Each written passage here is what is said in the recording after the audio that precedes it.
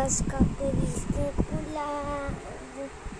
And guys, nandito po ako sa kwarto ng ate ko natutulog. Tignan nyo naman kasi. So, one check. Jules Ocampo.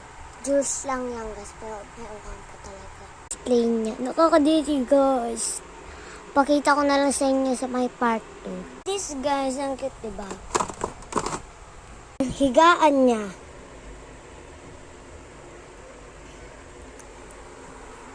At saka ang cellphone niya. Samsung talaga yan guys, diyan tayo. Parang ano lang siya, iPhone.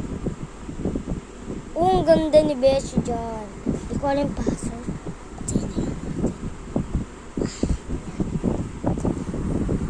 Maraming nakasiksik sa ibabaw. Ang bag.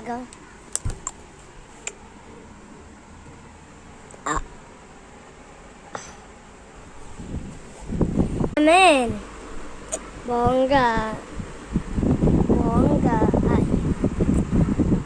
Ang hangin. Saksakan. Gayan, di ba? Ang dudube.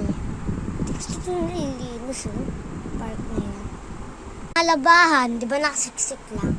Kaling na ang ato ko nakasiksik lang. Pero ang bango ng ano niya damit. Bine furnace. Pwede niya pa to suotin.